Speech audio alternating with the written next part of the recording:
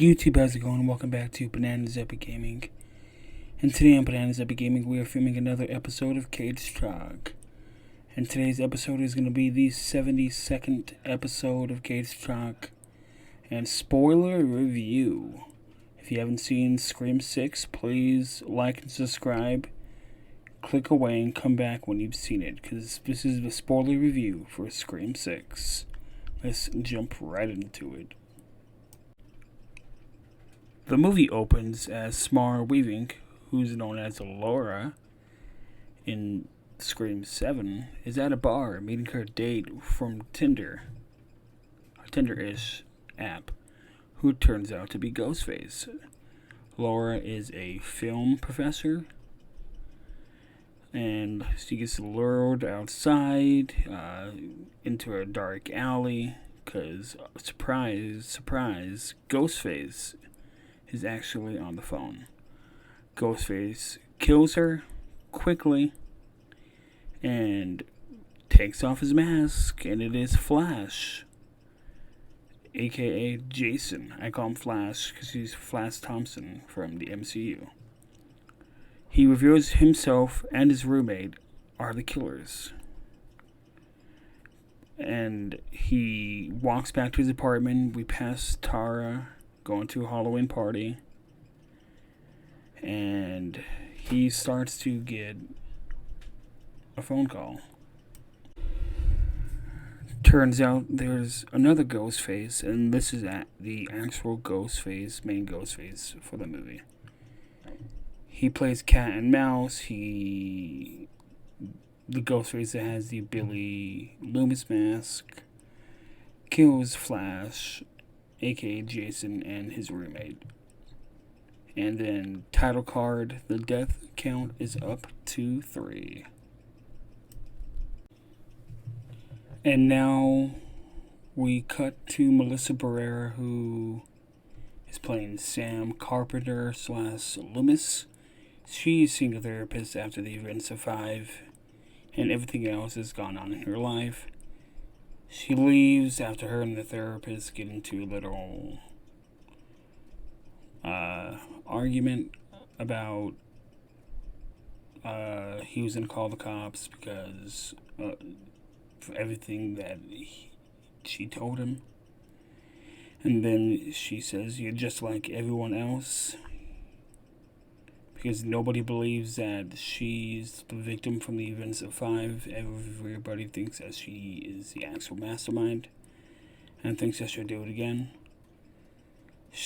And as Sam is walking home, looks like a crime scene. I think this is where Jason and Greg live. Jason is Flash from the MCU, and Greg's his roommate. I think that's where they live, so it's in walking distance. So if that makes sense, and if that is their house, it would make sense on a later scene that I'll talk about here in a few minutes. Well, Sam walks by that and calls Tara to say, "Let's have dinner tonight. Let's cook." We meet one of her roommates, or her roommate Quinn, who's a sexual fluid girl. And we see she lives next door to Danny, aka Adrian Chase from Arrow. Quinn tells Sam that Tara went to the fraternity party. So 3 of our core 4 for this new generation, Mindy, Chad, and Tara, are at the fraternity Halloween party, and here we meet Anika. Anika is one of my new favorite characters of this movie, and one of my favorite characters so far when I first saw this movie. Ethan is also here too. At the Halloween party, Tara says she's from Michigan. She's about to go upstairs. Then Chad stops her. Sam arrives, tases the guy in the privates. And then they walk home.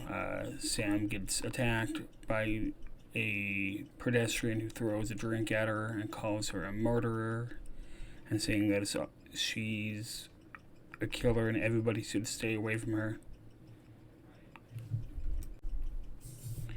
And from here, they all return to Sam, Tara's, and Quinn's apartment, and we see that a news flashes about the Ghostface attacks and his dead bodies. There was a mask left at the scene, and that mask belonged to Richie and Amber. That's important to remember that. Then Sam wants to leave the state. Tara says no, that Quinn's dad is a cop. She wants Quinn to call her dad to see what's going on, but Quinn's dad's already calling him because they found Sam's ID at the crime scene. So Sam and Tara said they were meeting at the crime scene. And as they're walking, Ghostface calls him, says, "Watch your back." Sam and Tara get attacked by Ghostface, fight him off, rush into a bodega, and here is where we have 3 more kills. The owner of the bodega and 2 customers, a couple stabs, a stab, and a shotgun. Then a little game of cat and mouse around the bodega. Sam and Tara manage to escape when Sam throws a can and pushes the shelf on a Ghostface, but Ghostface escapes and leaves a mask. And this mask belongs to Charlie and Jill, the killers of Scream 4. So not only do we have Richie and Amber's mask that they used, we have the mask that Charlie and Jill have used during Scream 4. And now, after Sam and Tara get questioned, we learn that an FBI agent is here. Okay, now we see Sam's therapist. Sam's therapist is at home and he gets a visit from Ghostface. Ghostface stabs him in the nose, killing him, breaks into the house, and steals Sam's file. And here we hear Red Right Hand going to the next scene. But Ghostface leaves another mask, and it is the mask of Roman Bridger, the killer of Scream 3. Here we get the group talking about horror franchises, and basically everybody's a suspect and anybody can die now. We also got some roles that they put out before the movie came out. And not that many people know this, but the roles that they put out are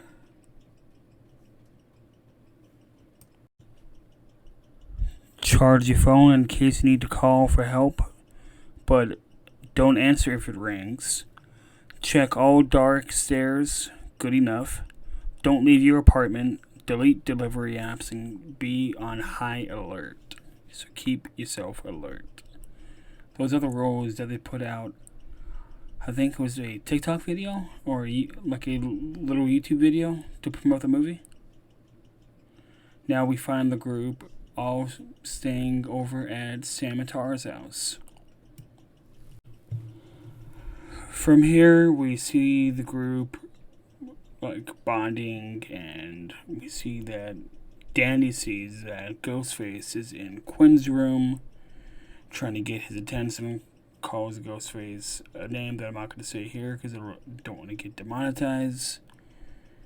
Ghostface kills Quinn, throws Quinn through the door to land, I believe if my memory is correct, it was on Annika. It's been a while since I've seen this movie. I saw this opening week.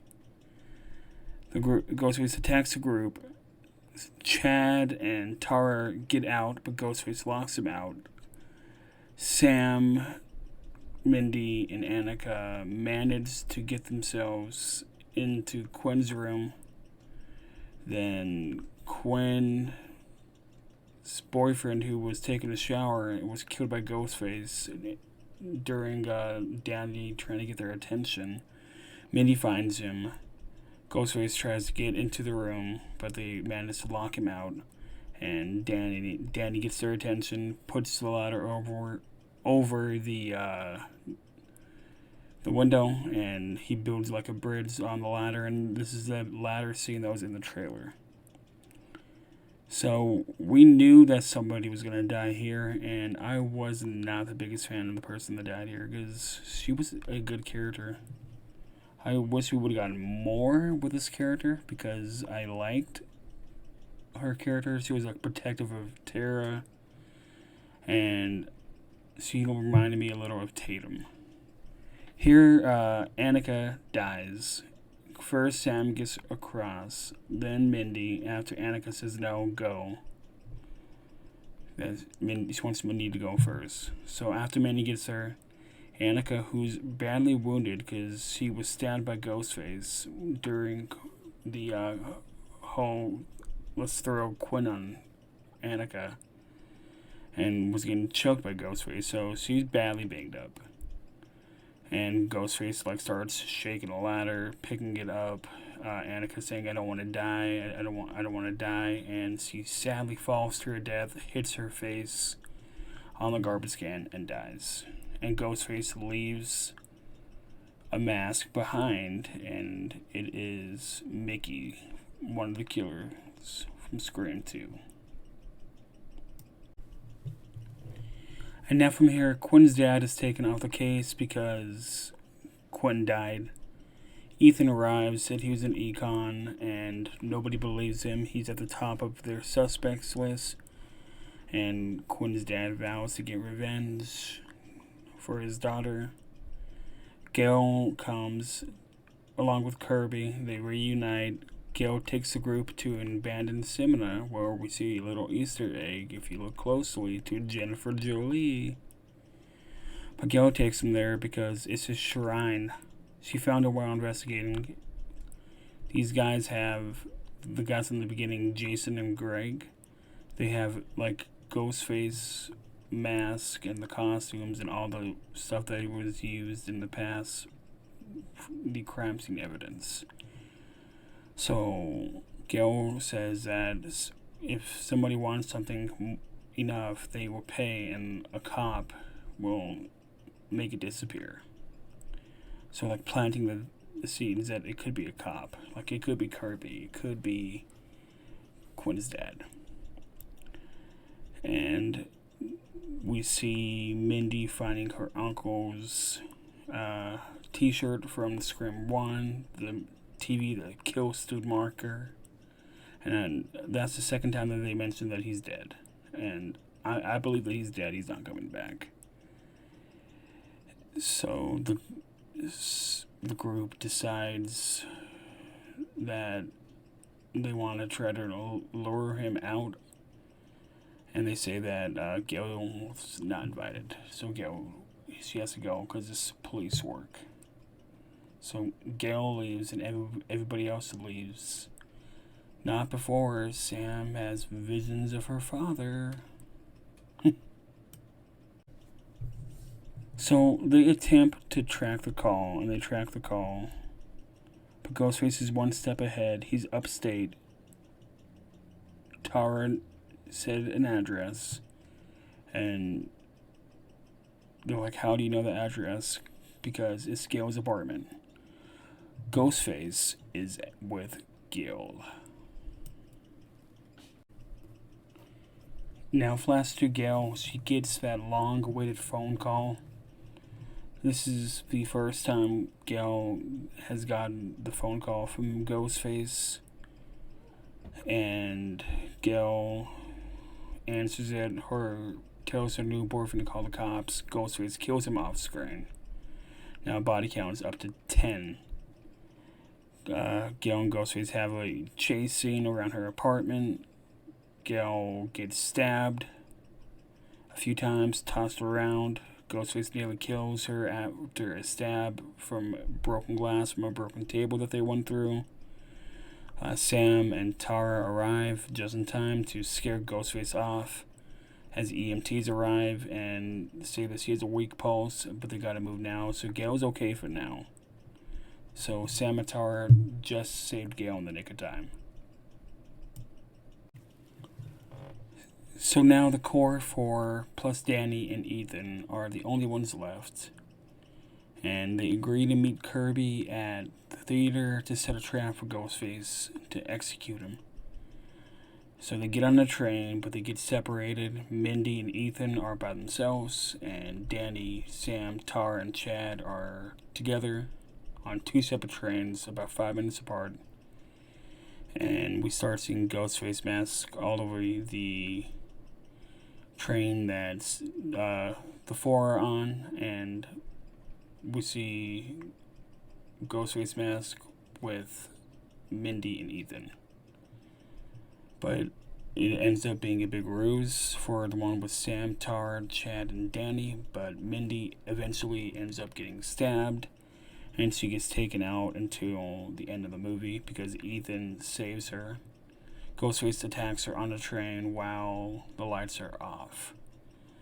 Danny stepped up in front of Sam to protect Sam and Tara and Chad when Ghostface was walking to them. And now we see Sam, Tara, and Kirby and Chad walking to the auditorium where the shrine is, and Sam tells Danny, who's right behind him, that she can't let him come in there because she doesn't know if she can trust him because she's not from Woodsboro. So Danny leaves. Now, as they're walking around, Sam starts to see her father again. Her father says, remember who you are. Get something to defend yourself. You have nothing. You're in here blind. She takes Billy's knife. Sam realizes that they have been locked inside, that they have no way out, and that Kirby is one of the ghost faces. Because Sam got a call from Wayne, and Wayne says that Kirby was fired from the FBI months prior for being mentally unstable. And as Tara and Chad are having a moment, they kiss. Tara is attacked. Chad fights off that ghost face, kicks him, punches him, and they run into Sam. They get chased around in a big loop, and when they get back to where they originally were, they beat up the ghost face. Sam and Tara start to get away. Chad's going in for the knockout shot, and he gets attacked by another ghost face who appears out of nowhere and seemingly killing Chad from multiple stab wounds. Tara and Sam try to escape, but Kirby and Wayne both arrive with guns drawn. Kirby then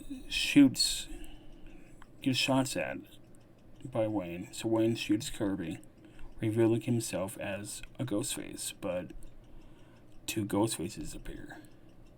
There's 3 ghost faces. Detective Wayne, Quinn's father, is the ghost face that had the Billy Loomis mask. He admits that he orchestrated the killings with the killer that has the Mrs. Loomis mask, and that is Ethan. Okay, so who's the third one? Sam thinks it's Mindy, but it's not. It's Quinn. Quinn faked her death, and she has the Stu Macher mask, admitting that he was her favorite. So another hint that he's dead. And they're asking, why are you doing this? Because Sam killed their brother. They are Richie's family. They want to get revenge for Richie's death, who was the eldest child in that family. They revealed they plan to kill Sam and frame her as a ghost face, and Ethan will walk away as the sole survivor. But how they're gonna explain Quinn?